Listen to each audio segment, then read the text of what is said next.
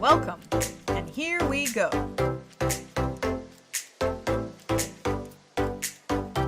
Hello, I'm Laurie Jones. I'm a high school teacher on the unceded territories of the Sinixt, the Silext, and the Ktunaxa. I am of settler descent. I feel a deep sense of gratitude to the nations that have traditionally occupied this land, as they have been teachers and stewards of the land and its inhabitants for generations. I started this project because a good friend and mentor, Jesse Halton, passed on information about the appropriation of Blackfoot ways of knowing and being and the representation of the teepee as presented by Abraham Maslow and his now famous hierarchy of needs. You can see some of that here.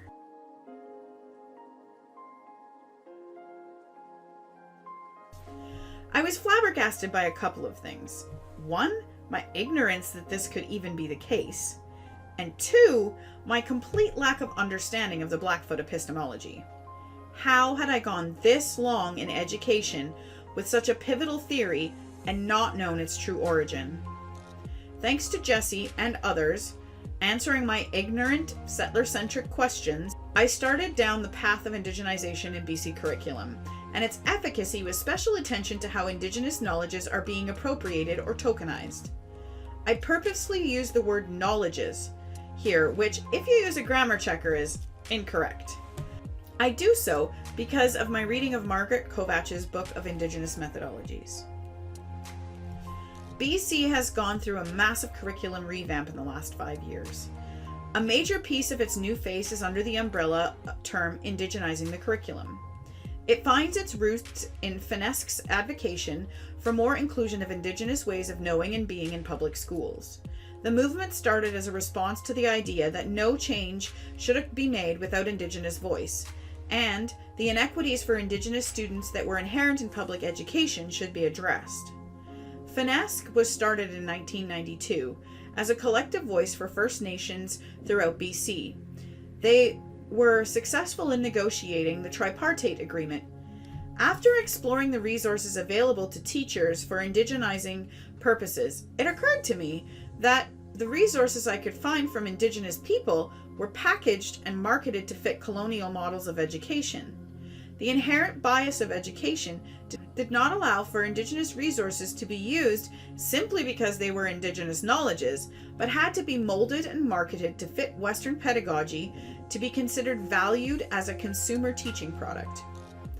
Technology, be that print, software, or online resources, seems to be the primary means of disseminating these resources. It seems utilitarian and in direct contradiction to the oral traditions of Indigenous learning and teaching, as evidenced by the footage you just saw from Strong Nation's website. I still wonder how much of Western pedagogy is in fact Indigenous ways of knowing and being appropriated and repackaged. The repackaging reminds me of the tokenization and appropriation that occurs all too often in commercial art community. You need only stroll down the streets of Vancouver to find the plethora of murals commissioned to adorn buildings. Was it done to showcase Indigenous artists? Or was it the product of popularity and marketability of Indigenous art styles? Check out Fashion Week runways to see appropriation in all of its glory. A sacred family design from a dream, worn as a protective parka, appropriated and sold for $925 Canadian as a sweater. I could go on, but I think you get the picture. I would like to think we are more aware and moving away from this penchant for tokenization and appropriating. So I sat down with my indigenization coordinators in my school district and an elder from the community. Our conversation was so interesting. I was able to have this conversation due to technology, and it is not lost on me that the benefit of technology in this situation is shadowed by the oral traditions of conversation in Indigenous life. Here is a snippet of our conversation. This is the three people sitting in the masks, thank you COVID, are my indigenization people from my school district, which is amazing that they freed up their schedule. And on the other screen is Debbie Bird. Debbie, do you want to introduce? Tanzi, Debbie Nidasigasan, Pagesis Ochinia. Those are words my granddaughter taught me. They're Cree from, I'm Pegus First Nation Treaty 1, Selkirk, Manitoba. The brings me Swiss and Scotch ancestry, all my relations. Thank you for being here. I really do appreciate it. I'm Lori Jones, by the way. We actually haven't met, so. Okay. Okay, Sanida Ini, Stuani Danica, Jesse Halton. My name is Jesse Halton. My father is British and Scandinavian, and my mom is Gani, is one of the many tribes of the Siksikawan people. In English, we would say the Blackfoot people. And I'm very happy to be here today. Hi, my name is Hanna Lunn. I have British ancestry on my father's side and Irish ancestry from my mother's. I grew up in Banff, Alberta. I've lived in Nelson, BC for about 10 years on the dot now. And I'm just absolutely thrilled to be joining the team as one of the Indigenization coordinators for our school district. Hi, I'm Danica Seager, one of the other district indigenization coordinators. My mom already introduced our ancestry on her side, and I also have European ancestry on my father's side. And it's really just a joy to be invited to do this. And I'm always excited for every opportunity to also work with my mama. So happy. It's always a good day, right? Right? Mama. Yeah. I agree. I really agree. So I really thank you folks for coming and being willing to talk to me about this. I mean, I think one of the key aspects of indigenization is representation, right? If students, this is Jesse speaking, by the way, you can't tell. But the hands are good. But the The hands are helpful, yes. So the representation piece, if Indigenous students can see themselves in what they're learning, there is a better connection with school, and we know historically that that hasn't been a healthy connection. But you know, moving forward in, you know, school is a necessary piece to our survival. Yes, when students have that connection and it's a healthy connection and they can see themselves talked about in the classroom or their culture talked about in the classroom, that connection piece, you know, creates belonging. It improves academic success. Yeah, there's lots of pieces in there. So when I think about indigenization, I really think about relationship and connecting with one another in a healthy way. So I think those two goals of, social emotional learning. So being in a calm, regulated, healthy, well-connected space in order to learn, as well as indigenization, like Jesse said, the representation piece, so students seeing themselves reflected in their curriculum. I think those are like intersected. I think for me, and I'm really curious to hear what my mom has to say, and maybe it would be an interesting perspective, Mom, to hear about like your school experience versus what you see now when you go into schools. Basically, we learned very, very little about our culture. When we learned about Indians, it was maybe 3 or 4 different ones across Canada, and that was it. Maybe a couple of paragraphs and nothing beyond that, really. And now it has changed so much now. I just can't believe it. I think the first year that it came into the school district here and had to take that, but they are learning bits and pieces now of their heritage and their ancestry.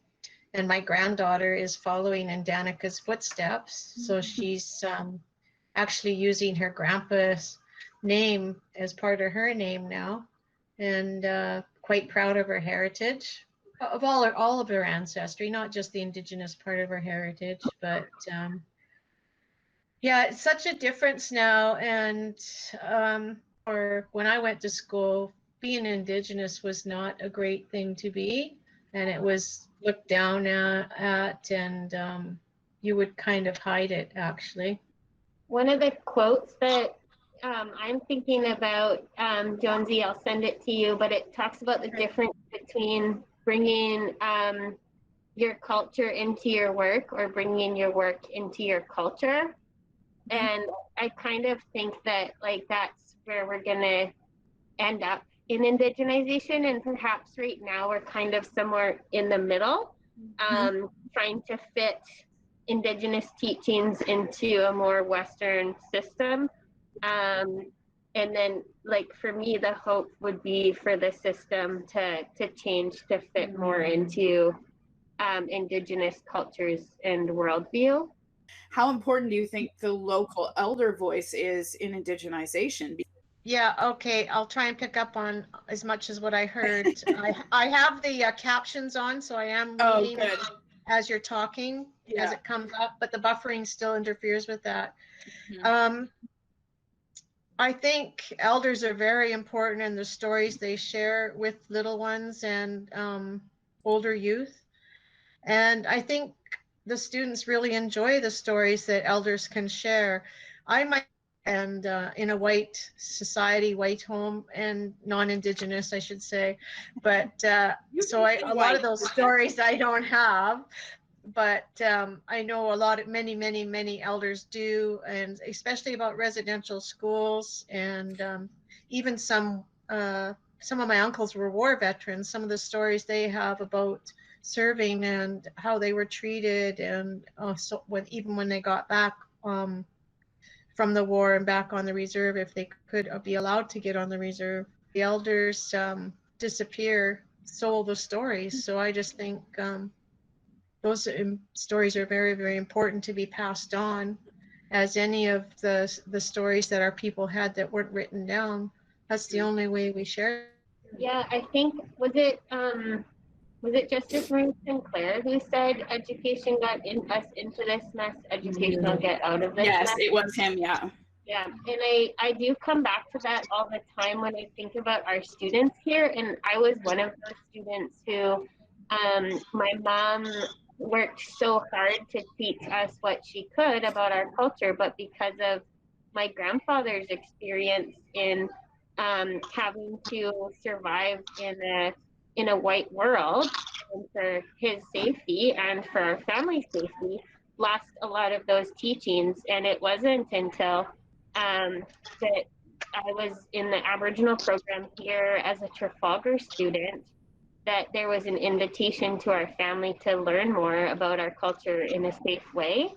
And I mean, as much as you could try to reach out in other places, like my mom, you always made a huge effort for that. I even remember standing in line up to get into Buffy St. Marie at the Civic Center with your mom, because you wanted to expose us to culture as much as you could, but there weren't a lot of ways to do that when you're away from your community like we are. So this school was really a good invitation for our family to start learning about that, and for an organization like a school to say it's safe to learn about these things now. Our students really experience the same thing as my family did for a lot of us. And a lot of our students are the first generation who are bringing teachings back into their families. And maybe, I don't know. Yeah. And if we look at that in a kind of a bigger picture type of thing, if we think of things in BC education like the First People's Principles of Learning, or the BCTF has Aboriginal Ways of Knowing and Being, those concepts were developed in partnership with Indigenous peoples. So, and we know in our culture, there are things that are meant to be shared and there are things that are not meant to be shared, right? Some teachings are just for Indigenous peoples or Indigenous communities. And some, like these First People's Principles of Learning, I'm just looking at the poster right here, learning involves generational roles and responsibility, right? That's something that is really integral to Indigenous cultures all over Turtle Island, but that's also something that other students can connect with, like in our community, like the Doukhobor culture can really connect with that. Those intergenerational roles are so important for the passing on of culture, like cooking and handwork, how we live on the land, how we communicate with, you know, living things and our community. Those lessons that we get from the generations that have gone before are so vital to the existence of our culture in the future. About even when I go out to do a blessing at a conference or something, are people just asking us because they feel they have to, or do they really want us there? Mhm. So I feel that's the same thing with a lot of teachers, that they're teaching it because this is what they have to do. It has, you know, not really coming from the heart. Mhm. I don't know if you can get past that because everybody's brought up differently. I just don't want people to think, oh, all of a sudden this is getting crammed down your throats. And sometimes that's just how I feel, even when I'm going to do blessings sometimes, you know. That's that's why I asked the question, because I feel like as a non-Indigenous person sitting in education, my heart is in the place of, I think we're doing this all wrong and I would love to see the system dismantled and rebuilt. But I recognize that I'm working within the confines of what's been created, which I think most indigenization folks or Indigenous folks within education feel that way. So I was just curious if it's a welcome change, like if you see it as a stepping stone to maybe getting to the place Danica was talking about at the beginning, where we sort of revamp things, or if you see it as a checkbox. I am curious to hear from your perspective. Yeah. You just, like, you're a new teacher. Yeah, totally. Because I would say, from our perspective working in LVR, there's some old school teachers who like, I'm not going to do this, but I'll do it and I'll check the box and it'll be a half a day lesson. Whereas, I don't know. I'm thinking about, because I'm a new teacher. This is only my second year. So I did workshop 2 years ago, and Indigenization was a huge focus of the curriculum. And my undergrad was at UBC in their First Nations Studies program there, or First Nations and Indigenous Studies. And I was looking at, because I always knew I wanted to be a teacher, so I was looking at Indigenous education and policy versus in practice in schools as part of my thesis, or my undergrad thesis. And so, that's kind of just where I'm coming from. And now, I mean, working at Trafalgar and working across the district, I think what you're saying about the like checkbox or coming from the heart is just absolutely dependent on the teacher in the classroom. And it's just absolutely dependent on that person that you're working with. And I've been really fortunate. I don't know if this is just anecdotal, but I do feel that, like, I even hesitate to say 99% of the teachers that I work with, it is coming from the heart and it's coming from a really good place. I gotta say that I've seen so far in the school system is so much better than what I got, you know. So these things take time, and I know it's all bureaucracy and all this kind of stuff, and I know you're gung-ho on trying, you would like to change everything, but I'm afraid if we go ahead and suggest that we do that, then will that blow up in our face, you know? Like, I don't know. I'm just amazed at how far we've come, and I never thought I would see what I have seen now. I never thought I would see that, ever. Thank you to my team and the elders who were willing to talk to me about indigenization and education. Throughout my conversations and research, I discovered how integral Indigenous ways of knowing and being are to society currently. Indigenous peoples and their knowledges are responsible for ecological conservation and historical reciprocal practices throughout the globe, as outlined in Jesse Popp's How Indigenous Knowledge Advances Modern Science and Technology. This is just scratching the surface. It was important to hear from elders that they are so happy to see their culture being represented in public school. I went into this conversation with a bias. I believed public education was not doing enough to be authentic. I had some of my biases affirmed and some refuted. I believed, and still do, that many attempts to indigenize are forced tokenism now written into our BC curriculum to be checked off the list. I see it all the time. Here is my one Indigenous unit, or my one lesson. Check. I also had this refuted by my indigenization team in saying that in our district alone, people are already attempting to weave the First Peoples principles of learning into the ways we do things all the time.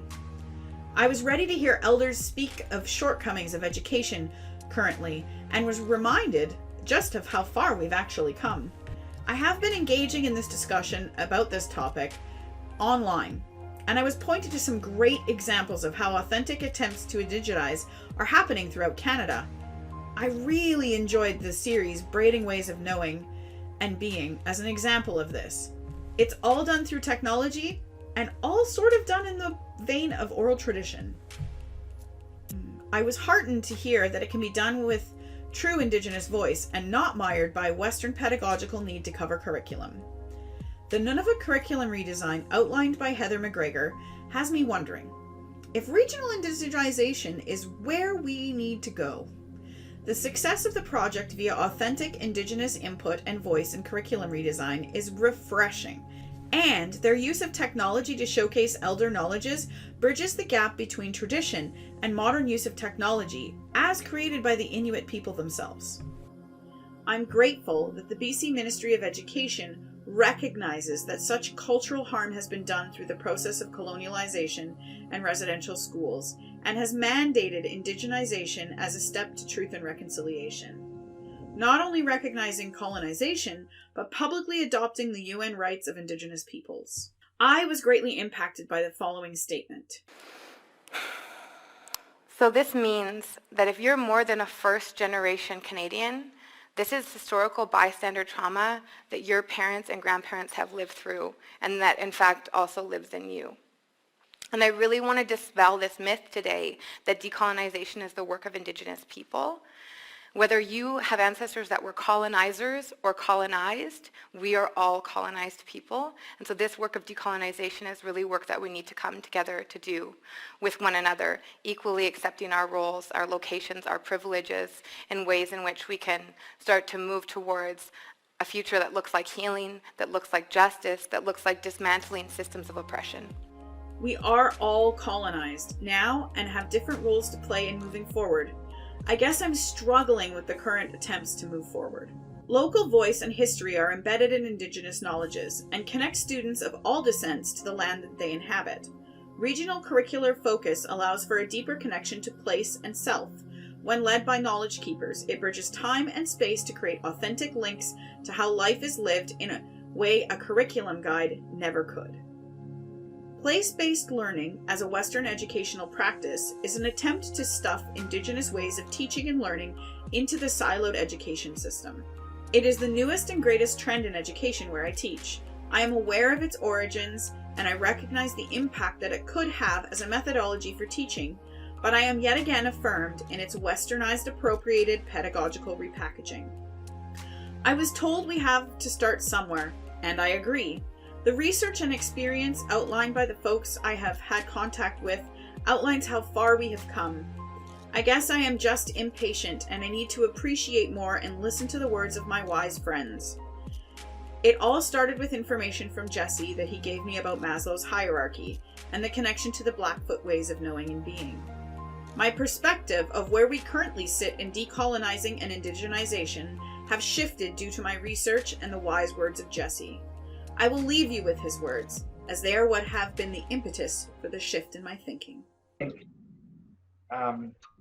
Indigenization within, I guess we'll use the word Western framework of education as such a new relationship that I think we're exactly where we're supposed to be. Those relationships will take time and a lot of patience. It might just, for some teachers, it might just be ticking a box. And for younger teachers, it's so embedded into the education that they have received. Like what you talked about in your schooling experience, I didn't have that in university at all in my teaching experience.